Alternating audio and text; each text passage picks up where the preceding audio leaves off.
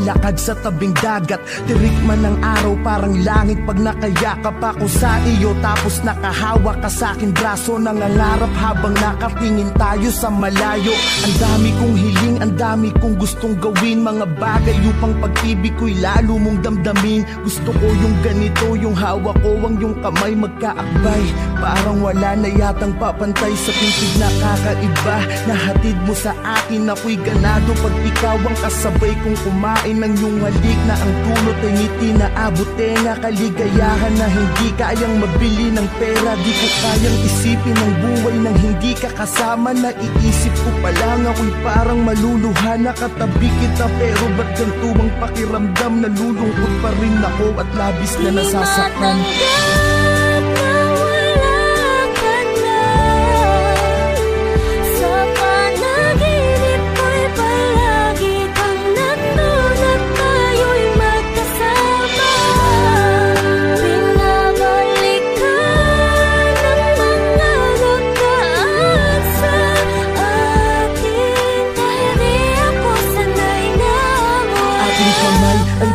Isa at ikinorting puso, tanda ng pag-iibigan nating hindi susuko sa kahit anong hamon sa ating pagsasamahan. Tumanda man tayo, hindi magkakasawaan. Gusto ko yung ikaw ay lagi kong sinusurpresa. Walang imposible pagdating sa'yo, aking prinsesa. Dito tayo sa gitna ng hugis pusong kandila. Magpapaka-romantiko ko upang mapangiti ka. Mga litrato natin ay itatali sa mga lobo. Kakantahang kita kahit medyo wala sa tono, maipadama ko lang kahit sa simpleng paraan kung paano kita mahalin at pahalagahan. Sinusumpa ko sa harapan ng Ama na sa lahat ng sandali at oras mahali-ingatan kita.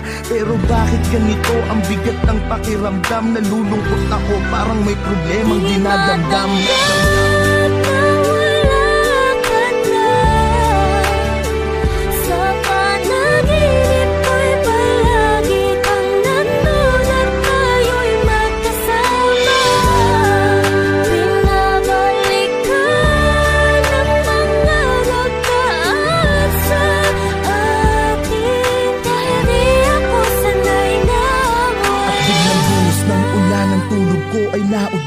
Panaginip lang pala sa tabi ng iyong puntod. Mata ko'y ipinikit, pinilit muling matulog. Di alintana ang patak ng luha na nahuhulog sa aking mata.